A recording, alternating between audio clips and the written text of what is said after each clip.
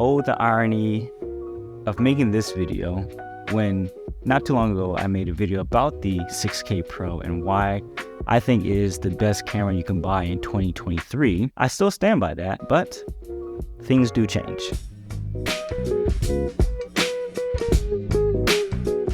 What is up, everyone? Welcome back to the channel. I just got back from Cine Gear and it was a blast. I had a ton of fun. My wife came with me, so that was really good for her to experience it. And it's been a while since I've been out there, especially on Paramount Park. I got to see some of you all who follow the channel, and it was just nice to see put a face to the comments I've been reading. So thank you again for actually those who stopped me and recognized me.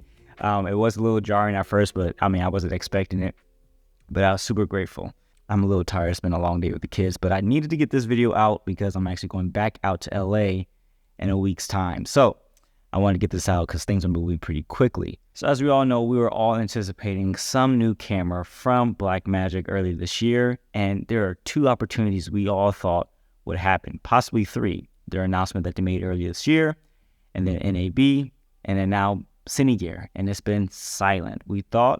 I thought this would be a perfect opportunity to update this almost 3-year-old camera and give something that can be a heavyweight champion in this space, because again, I still believe that the 6K Pro is a fantastic camera, and everything I said in that video, I stand by it. But for me, as I am progressing in my career, things change and I'm ready to move on to a new system, so I can grow on the knowledge basis of using the camera, but also just taking a new journey and taking you all with me. Now, let me be clear, because I get this often. Just because I'm moving on from this camera doesn't mean it's a bad camera. Again, it's not. I just outgrew it. And that's what happens as you're building your cinematography, DP, whatever it is, career, you're going to grow out of cameras.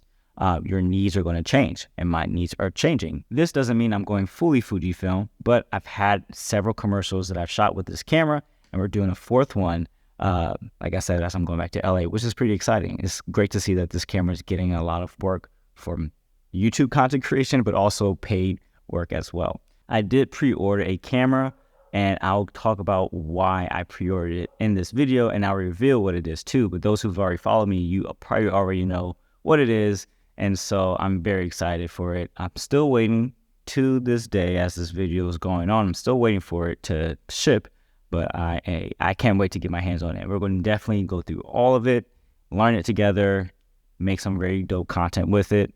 So very excited for it. Okay, so there were 3 cameras on my list when I decided to move on from the 6K Pro. More specifically, the red Komodo X I just released, the new Mavo S35 Mark II, and the F6 Pro from Zcam. All new cameras that came out this year. So those are the 3 cameras I've been looking at. They all offer the body style and versatility that I'm looking for. But before I get into those, let me tell you about the cameras I didn't choose. The Sony FX series, which is the FX3, FX6, FX9. I've used FX6 and FX3 extensively. Not my favorite camera to use. I just don't like S-Log3 that much. The Canon series, I just don't want to go back to Canon. I just don't want to. Let me just put it that way. I didn't want to go back to investing into smaller mirrorless cameras. So that's where I was and quickly went by. Those cameras I just mentioned didn't get me excited. And so to me, it's a combination of what camera accessory is going to get you excited to use and get your hands on, as well as does it fulfill all the needs that you have or future needs that you want, and how can it grow with you. And knowing those cameras that are currently out there that are really popular in the space, this just don't fit my needs. And so that's why I just didn't bother thinking about any of those. Now, respectively, they are all amazing. They're just tools, and if you like that particular tool and how you want to create, that's all you got to do. Like, just don't worry about it. And those who do tend to listen to me and get a camera basically because I like it, I would say always test those cameras out first, and then that way you can get make a much more informed decision to move into that system. You know, a lot of times people just get caught up with influencers, not saying that I am, but you know, they get caught up in that whole wave and might miss out on the opportunity to get the camera that's perfect for them and what they want to do. So I just wanted to say that. I go through so many lenses throughout the year, as you already know, and I want to be able to test and use a wide variety. Zcam and Kinefinity offer the ability to change out the mounts to PL, Sony E mount, EF mount, MFT mount, and whatever else is out there. And that's a huge win. The RF mount on the Komodo is flexible with RF to EF and PL as well, or LPL. The Red Komodo X, the F6 Pro, and the Mavo cameras all have mini V-mount plates built into the camera. They all have SDI ports, Wi-Fi, and better recording media. I am absolutely finished with SD cards, CFast cards.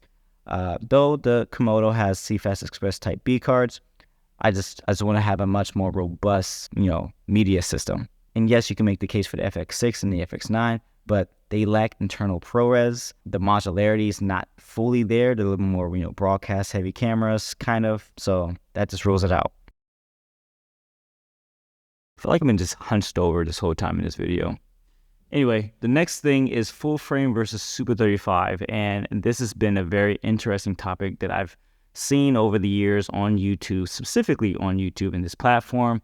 And the misconceptions of Super 35 when it's compared to full frame. So I have some thoughts. Maybe this will be a whole nother video that I need to bring up later on. But if anything stands out, make sure to drop your opinion in the comments below. But I'm just going to say my piece and move on. I'm not saying this for me, but I'm saying this for those who honestly think Super 35 cameras are inferior to full frame cameras. You will be surprised what I'm about to say, and you can research it on your own and do your due diligence. But here's what I have to say about this.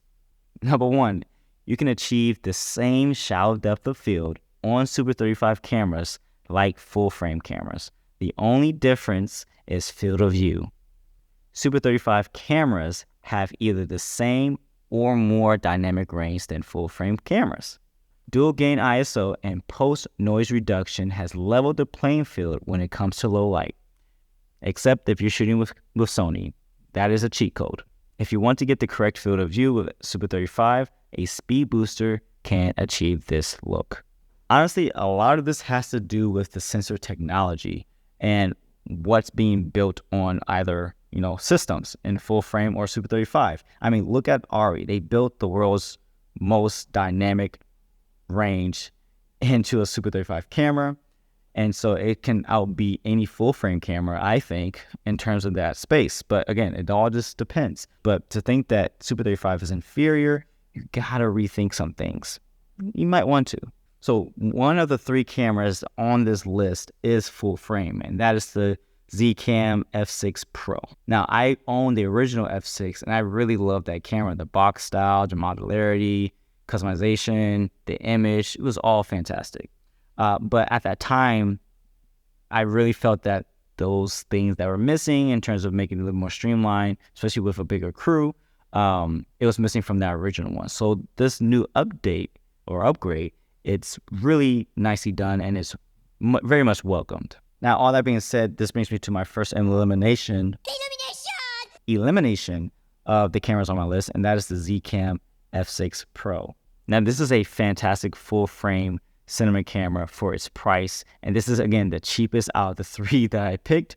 I think it ranges, if fully kitted out, it can range from $4,500 to $4,700 or so.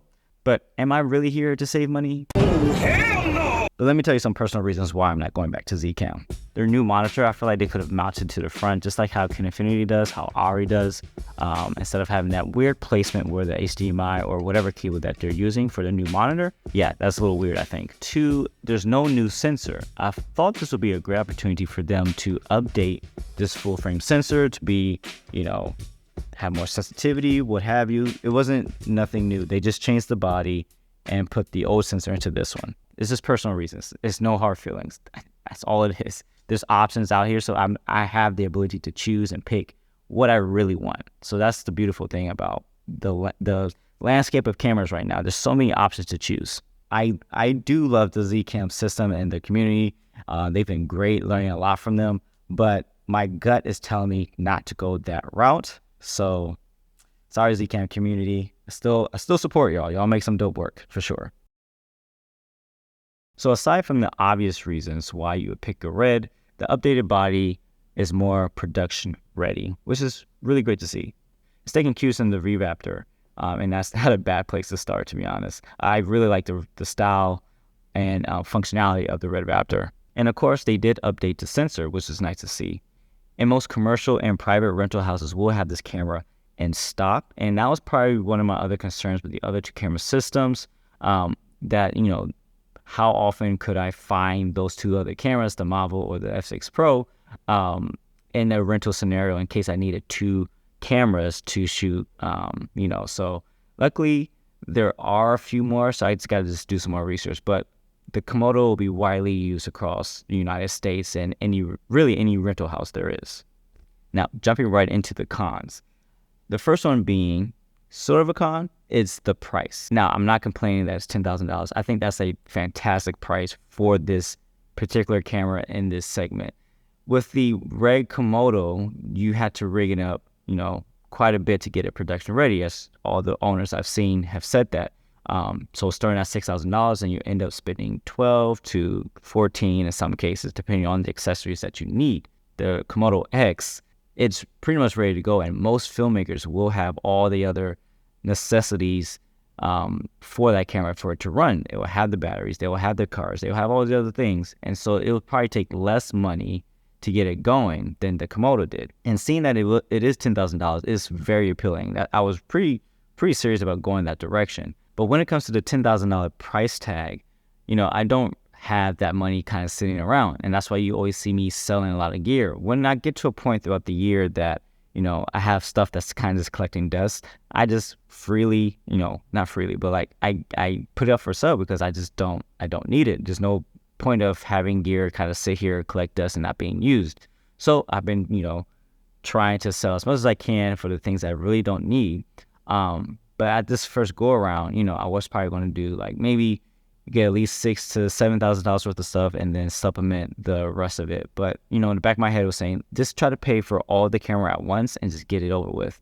So getting enough money to spend based on selling gear or whatnot, $10,000 is quite a bit. So that's why I kind of put this as a con.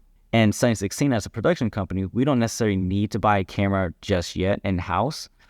We use the cameras that we have already if it's really a social media campaign.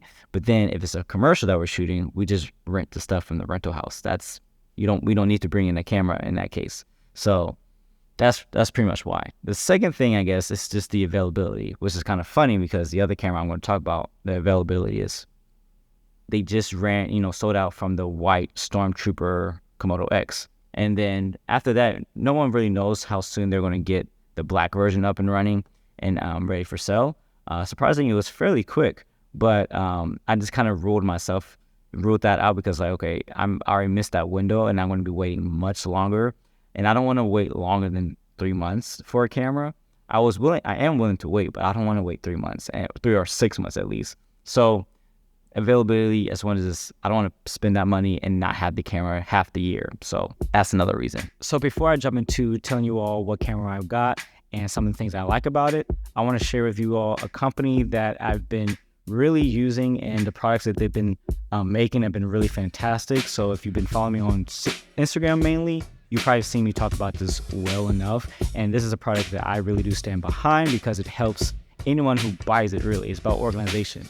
The company is crdbag or cardbag. They're just pouches that are really made really well, and they are specifically for filmmakers and staying organized. They come in various sizes. They have small, medium, large, and extra large. They come with this little grappling hook tool so you can kind of pin it to different carts, bags, and stuff like that. They have little ridges here. I don't remember the official name for the type of material this is, but rip stopper, I think that's what it is. Anyway, you can clip this on, and which is cool, they just released a few new products for clips, so you can put it onto bags that have the same sort of material, and you can clip it to that. And to further personalize it, on each bag, you have a section for labeling, so you can actually put a labeler, and they also have a label maker, or Velcro, was dedicated types of items that go in the bag, so storage, SDI, cables, HDMI, you name it. I say all this again because I do believe this product, and it's going to just help anyone who buys them. It's helped me a lot, and I love staying organized. I have a lot more bags. that they sent over, which has been great. Thank you, Mateus and the team. So I have a lot more organization to do, but if you are interested in this product, there's a link in the description, and there's also a code, CineDailies15, to get 15% off. It's worth buying. Like, oh my goodness, I've been through so many different types of bags like this, but this system is so unified and so organized that it just makes my life a lot easier, especially on set. So I just wanted to just give that information to you all, and let's get back to this video. All right, so the moment you all been waiting for, again, I thank you for listening to this whole process.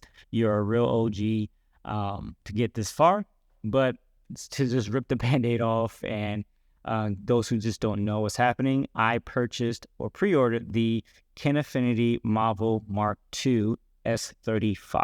And yeah, it is a head scratcher for most of you all who've been interacting with me on social media, and you guys is like, wait, why in the world are you going this route? And up to this point, I hope you can kind of figure out what my ethos is when it comes to buying gear and using gear. It needs to be flexible in all facets, from the hardware to the way the cameras run through the software. That's really important to me. Ports for production and large scale and small scale are very important to me. So Genlock, SDIs, so all those things matter to me, and that's what I kind of talk through this video. And this camera sort of embodies that. And I'm really excited to get my hands on it, really. And the rumor that's been going around for the last couple of months is that the sensor that's in the Fujifilm X-H2S is the same sensor in the S35. Now, I cannot confirm that, but all the details point to this sensor that's in the Fujifilm to be in this camera. There's no other sensor right now that has a 14-bit readout, and the latency or the rolling shutters close to global. Not to say that it is, and then the frame rates that it can produce. So it's very exciting, and that's one of the reasons why I went this route too, because it is a newer sensor. All the other sensors are great, but they are older technology, and so to be on this other end, and I've been using this camera, the Fujifilm camera, for the last almost year now. So that's sort of another reason why I went this route.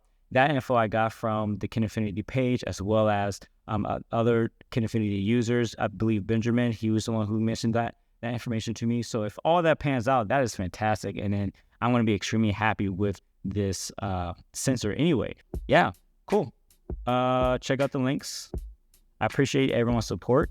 It's been kind of a juggling act, balancing work, family, faith, and just rest and everything. So yeah, I'll catch you guys on the next one.